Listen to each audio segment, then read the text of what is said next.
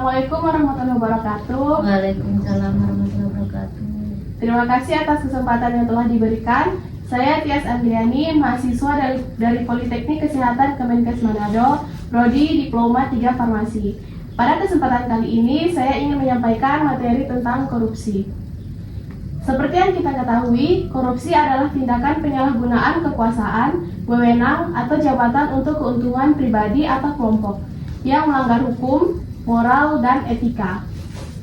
Korupsi biasanya melibatkan perilaku seperti penyuapan, penggelapan dana, nepotisme, pemerasan, atau manipulasi informasi. Ini seringkali terjadi di sektor publik, pemerintah, dan organisasi, tetapi juga bisa terjadi dalam sektor swasta atau kehidupan sehari-hari seperti di lingkungan keluarga. Nah, pada saat ini saya akan menjelaskan sedikit materi tentang pemberantasan korupsi di lingkungan keluarga. Jadi ada beberapa contoh tindakan korupsi di lingkungan keluarga itu seperti yang pertama, mengambil sebagian uang kembalian belanja ibu tanpa izin. Yang kedua, meminta uang ke orang tua untuk membeli buku melebihi harga sebenarnya. Yang ketiga, pulang terlambat tanpa izin orang tua terlebih dahulu. Yang keempat, suka juga berkata bohong, dan masih banyak lagi. Nah, maka dari itu, cara untuk memberantaskan korupsi di lingkungan keluarga dapat dimulai dari pembentukan nilai-nilai integritas dan kejujuran. Korupsi tidak hanya terbatas pada tindakan di pemerintahan atau sektor publik, tetapi juga bisa muncul dalam kehidupan sehari-hari, termasuk dalam keluarga. Selanjutnya, saya akan membahas tentang cara untuk memberantaskan korupsi di lingkungan keluarga. Yang pertama itu menanamkan nilai kejujuran sejak dini. Anak-anak perlu diajarkan pentingnya kejujuran dan integritas sejak kecil.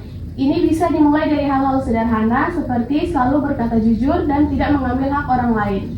Yang kedua itu memberi contoh yang baik. Orang tua harus menjadi contoh yang baik dengan menunjukkan perilaku yang etis, adil, dan bertanggung jawab. Anak-anak cenderung meniru perilaku orang tua, sehingga penting untuk tidak menunjukkan perilaku yang dapat dianggap sebagai bentuk penyalahgunaan kekuasaan atau hak. Yang ketiga, ada transparansi dalam keuangan keluarga. Itu artinya dalam keluarga harus terbuka dalam hal pengelolaan keuangan keluarga. Bisa mencegah tindakan korupsi ini dalam rumah tangga. Semua anggota keluarga harus memahami pentingnya penggunaan uang yang jelas dan sesuai. Yang keempat itu ada diskusi tentang etika dan tanggung jawab. Membiasakan diskusi terbuka tentang etika, tanggung jawab, dan konsekuensi dari perilaku buruk seperti korupsi akan membantu membentuk pemahaman yang lebih dalam mengenai dampak negatif dari tindakan tersebut. Yang kelima itu pencegahan tindakan curang. Dalam situasi tertentu seperti pembagian tanggung jawab atau hadiah di antara anggota keluarga, penting untuk menerapkan prinsip keadilan dan menghindari praktik curang yang bisa menjadi bibit perilaku koruptif di masa depan. Yang keenam itu membangun budaya bertanggung jawab. Setiap anggota keluarga harus diajarkan untuk bertanggung jawab atas tindakan dan keputusan mereka. Ini termasuk menghindari perilaku tidak etis atau mengambil keuntungan yang tidak semestinya. Dengan menciptakan lingkungan keluarga yang mengutamakan kejujuran, transparansi, dan tanggung jawab, potensi korupsi dalam kehidupan sehari-hari dapat diminimalisir dan pada akhirnya menciptakan generasi yang lebih berintegritas. Cukup itu penjelasan singkat dari saya. Mungkin di sini ada yang mau bertanya. Baiklah, jadi di sini saya mau bertanya. Tadi kan pertama sudah dibilang korupsi itu sering terjadi di sektor publik. Nah, sektor publik itu seperti apa dan bagaimana contohnya? Oke, baik. Di sini saya akan menjawab pertanyaan dari Ibu. Korupsi di sektor publik adalah penyalahgunaan kekuasaan atau wewenang yang dimiliki pejabat atau pegawai negeri dalam lembaga pemerintahan untuk keuntungan pribadi atau kelompok tertentu yang bertentangan dengan hukum dan kepentingan publik. Sektor publik mencakup berbagai lembaga dan instansi yang dibiayai oleh negara atau yang berfungsi untuk melayani kepentingan masyarakat. Nah, untuk tindakan korupsi di sektor publik itu seperti yang pertama ada penyuapan. Contoh dari penyuapan itu seperti seorang pejabat pemerintah menerima uang atau hadiah dari seorang kontraktor agar perusahaan tersebut memenangkan tender proyek pemerintah meski tidak memenuhi syarat yang ditentukan. Yang kedua itu ada penggelapan. Contohnya itu seorang bendahara di instansi pemerintah mengalihkan sebagian dana anggaran negara untuk kepentingan pribadi, seperti membeli aset pribadi tanpa sepengetahuan pihak berwenang. Yang ketiga ada nepotisme. Contohnya itu seorang pejabat tinggi memberikan posisi atau pekerjaan kepada anggota keluarganya atau teman-temannya meskipun mereka tidak memiliki kualifikasi yang sesuai hanya karena hubungan pribadi. Yang keempat itu ada pemerasan. Contohnya itu seorang petugas pajak mengancam akan meningkatkan besaran pajak seorang pengusaha kecuali pengusaha tersebut memberikan sejumlah uang kepadanya sebagai imbalan. Yang kelima adalah markup.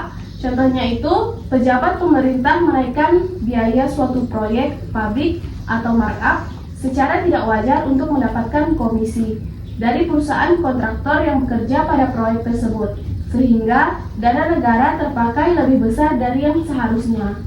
Nah, itu jawaban dari saya. Apakah sudah jelas? Jelas.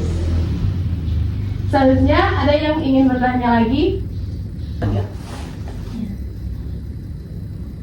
Tadi kan sudah dijelaskan pengertian korupsi. Contohnya dan cara pemberantasannya itu bagaimana? Dan dampak akibatnya korupsi bagi keluarga. Baik, di sini saya akan menjawab. Jadi, korupsi memiliki dampak yang signifikasi bagi keluarga, baik secara langsung maupun tidak langsung. Dampak atau akibatnya itu seperti yang pertama, kerugian ekonomi. Jika seorang anggota keluarga terlibat dalam korupsi dan kemudian tertangkap, keluarga tersebut bisa kehilangan penghasilan utama yang berakibat pada penurunan kesejahteraan ekonomi. Harta benda juga bisa disita oleh negara sebagai bagian dari hukuman. Yang kedua, ada ketidakstabilan keluarga. Korupsi yang melibatkan hukuman penjara bisa memisahkan anggota keluarga untuk waktu yang lama. Hal ini bisa menyebabkan ketidakstabilan keluarga, bahkan hingga perceraian atau renggangnya hubungan antara anggota keluarga. Yang ketiga itu ada pendidikan anak terpengaruhi dengan hilangnya sumber pendapatan atau karena stigma yang diterima. Anak-anak dalam keluarga mungkin mengalami kesulitan untuk melanjutkan pendidikan, baik karena kurangnya dukungan finansial maupun akibat dari tekanan sosial di sekolah. Dan masih banyak lagi dampak-dampak lainnya. Dampak-dampak ini menunjukkan bahwa korupsi tidak hanya berpengaruh pada perilaku saja, tetapi juga memiliki konsekuensi yang luas dan mendalam terhadap seluruh anggota keluarganya. Itu jawaban dari saya. Apakah jelas? Jelas. Oke, baik. Jadi cukup sampai di sini sosialisasi saya tentang pemberantasan korupsi. Terima kasih atas waktunya. Semoga apa yang saya sampaikan itu bisa bermanfaat. Mohon maaf bila ada salah kata dan dalam pengucapan. Sekian, terima kasih. Assalamualaikum warahmatullahi wabarakatuh. Waalaikumsalam warahmatullahi wabarakatuh.